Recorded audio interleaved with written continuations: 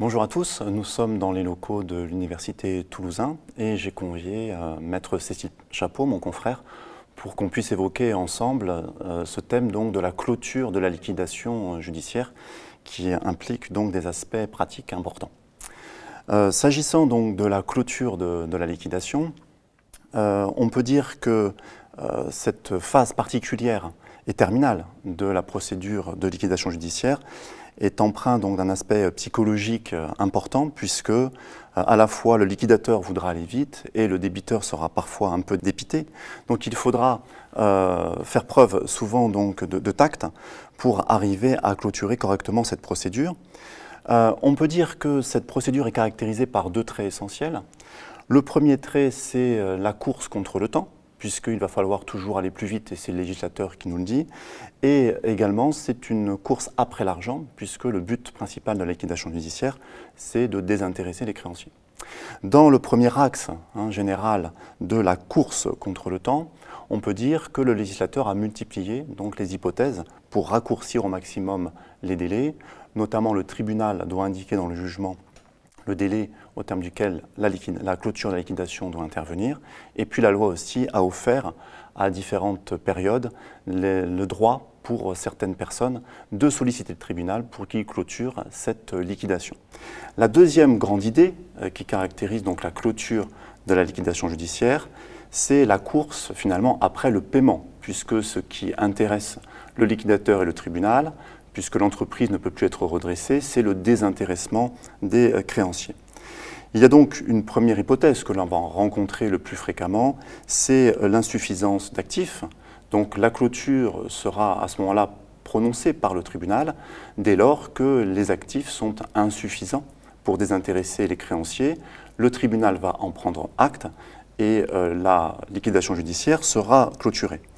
On peut signaler à cet égard deux apports de l'ordonnance du 12 mars 2014 qui a permis justement de multiplier les événements permettant donc la liquidation pour insuffisance d'actifs. Tout d'abord, la loi prévoit, l'ordonnance prévoit que l'intérêt de poursuivre les opérations de liquidation doit être proportionné finalement à la difficulté des processus de réalisation des actifs. Si par exemple on a des actifs qu'il est très difficile de liquider, on peut penser à des parts minoritaires dans une SCI familiale. Dans ces cas-là, il y aura très peu de personnes qui seront intéressées pour faire l'acquisition de ces titres. Et au regard de l'intérêt, du peu d'intérêt qu'il y a à réaliser ces actifs, on pourra prononcer la clôture de la liquidation dans cette hypothèse. Deuxième apport de l'ordonnance du 12 mars 2014, c'est une clôture qui a été rendue possible même en présence d'instances en cours. C'est-à-dire que si des procès ont été diligentés, soit à l'encontre du débiteur, soit par le débiteur lui-même, on pourra néanmoins prononcer la clôture de la liquidation. On peut ici imaginer que le tribunal ou le liquidateur judiciaire devra appréhender non seulement l'aléa judiciaire, est-ce qu'il y a un risque de succès ou non de l'instance en cours, mais également tenter d'évaluer la durée de ce procès, ce qui n'est pas toujours une chose facile. La deuxième hypothèse de clôture de la liquidation, c'est la clôture pour extinction du passif, qui est donc une hypothèse relativement rare en pratique. C'est l'hypothèse où il n'y a plus de passif, ou alors lorsqu'on est en présence de sommes suffisantes pour désintéresser l'ensemble des créanciers. On peut citer un exemple concret, c'est le groupe de sociétés, avec une filiale qui est placée en liquidation judiciaire. Et dans ces cas-là, la société mère ou une autre filiale va pouvoir intervenir pour payer et désintéresser les créanciers. Il faudra quand même veiller à ce que la société contributrice ne se mette pas en difficulté elle-même, puisque à ce moment-là, il pourrait même y avoir parfois des sanctions pénales à la clé. Deux observations à ce sujet, donc la clôture pour extinction de passifs complémentaires. Une fois qu'on a prononcé la liquidation judiciaire et qu'on s'aperçoit qu'il n'y a plus de passif, la société en principe ne pourra pas perdurer. La jurisprudence considère que la décision de liquidation judiciaire entraîne sa dissolution.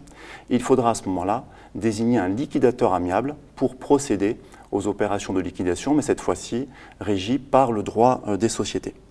Deuxième et dernière observation, il se peut que certains créanciers n'aient toujours pas été payés.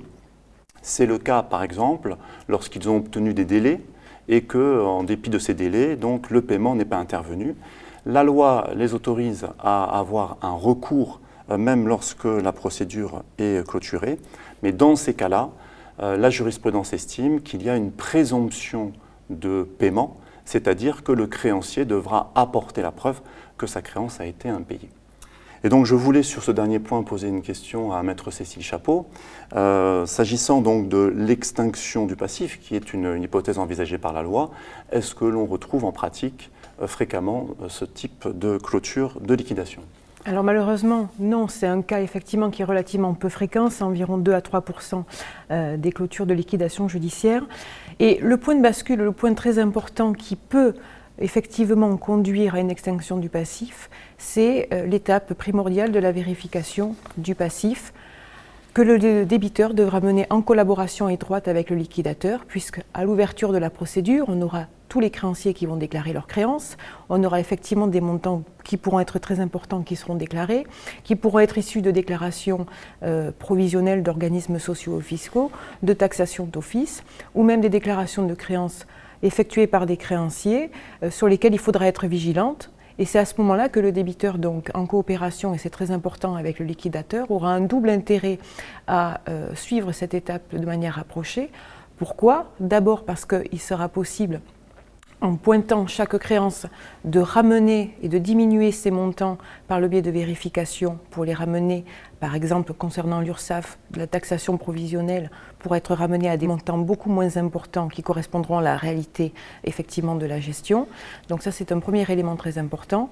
Autre élément à vérifier dans le cadre de la vérification des créances, par exemple d'un point de vue pratique, si je suis dans le cas d'une société de transport ou de commissionnaire de transport et que j'ai d'innombrables créanciers qui ont fait valoir leurs créances à la procédure, gardez en tête qu'on a effectivement une prescription particulière d'un an et qu'en vérifiant de manière rapprochée toutes ces créances, il y a de grandes chances qu'on puisse obtenir une diminution très importante du passif.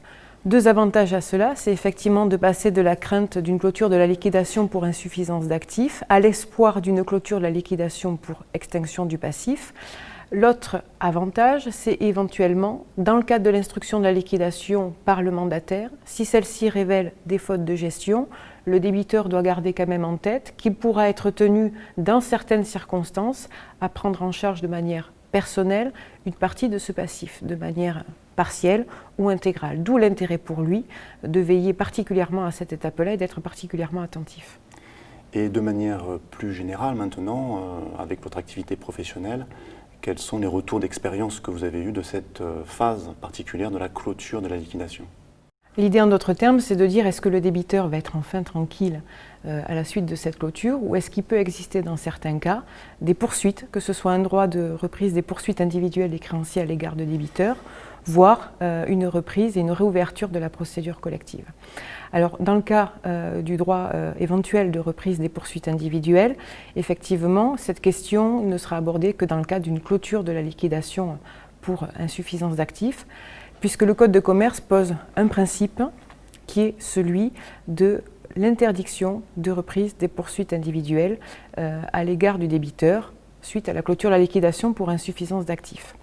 Alors là, la philosophie qui régit ce principe, c'est celui de permettre au débiteur de rebondir, de permettre une reconstitution de son patrimoine et de ne pas porter sa vie durant le fardeau des dettes qu'il a dû assumer suite à la gestion qui a mené à la liquidation judiciaire. Alors ce grand principe, effectivement, doit être analysé de manière assez simple finalement. L'interdiction des poursuites individuelles après clôture de la procédure de liquidation est applicable à tous les créanciers qui, lors de la procédure de liquidation judiciaire, étaient soumis à la règle de l'arrêt des poursuites. Alors en pratique, justement, quels sont les créanciers qui pourraient échapper à cette interdiction? Si l'on prend l'exemple des créanciers antérieurs, on sait que les créanciers ne pourront pas poursuivre les débiteurs lorsque leur action aura vocation à obtenir le paiement d'une somme d'argent ou lorsque leur action aura vocation à obtenir la résolution d'un contrat pour défaut de paiement de somme d'argent.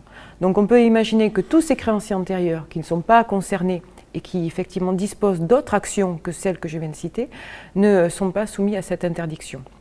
On a effectivement dans ce cadre-là, dans le domaine d'application de cette règle, d'autres créanciers qui sont exclus du champ d'application. Ça concerne les créanciers postérieurs qui peuvent prétendre au traitement privilégié de leurs créances, puisqu'on sait que lorsque ceux-ci ne sont pas réglés à l'échéance, ils ont un droit de poursuite individuelle à l'égard du débiteur. Et enfin, dernier petit tempérament effectivement concernant le domaine, c'est tous les créanciers qui pourront prétendre à la revendication de leurs biens meubles qui effectivement pourront, après la liquidation, poursuivre cette revendication lorsque la procédure aura été clôturée. Ce principe d'interdiction des poursuites connaît un certain nombre d'exceptions. Par exemple, l'ordonnance du 12 mars 2014 est venue apporter une précision concernant le débiteur qui a connu une condamnation pénale et qui a élargi effectivement cette exception à tout débiteur qui est confronté à une condamnation pénale. On a aussi une exception attachée à la possibilité de reprendre les poursuites pour des droits attachés à la personne du créancier. Également concernant la caution qui aura payé en lieu et place du débiteur pourra poursuivre celui-ci. Et puis une série d'exceptions qui est liée finalement au comportement du débiteur qui n'aura pas été méritant et qui aura connu une gestion relativement erratique. Et c'est celui qui aura été condamné à la faillite personnelle, à la banqueroute, qui aura commis une fraude qui pourra consister en la dissimulation d'un actif et qui effectivement pourra être aussi le débiteur récidiviste qui aura connu une précédente liquidation judiciaire moins de 5 ans avant l'ouverture de celle actuellement poursuivie. Dernière hypothèse qui peut exister, lorsque la clôture a été prononcée, est-ce que cette procédure de liquidation judiciaire peut être réouverte? Alors en matière d'extinction du passif, la loi ne prévoit pas cette hypothèse. Par contre, en matière d'insuffisance d'actifs, la loi effectivement le prévoit, c'est l'article 643-13 du Code de commerce. Le plus souvent, on sera confronté à une reprise de la procédure, qui est une faculté, mais elle pourra être ordonnée par le tribunal lorsque des actifs n'auront pas été réalisés dans le cadre de la procédure de liquidation, soit résultant d'un oubli du liquidateur ou d'une fraude du débiteur qui aura dissimulé un actif, soit lorsque des actions dans l'intérêt des créanciers n'auront pas été engagées à ce moment-là. Ça peut être des actions qui tendront à effectivement la reconstitution du patrimoine du débiteur, qui seront des actions en recouvrement ou des actions en responsabilité contre les tiers. Merci Maître Chapeau pour votre participation et au revoir à tous.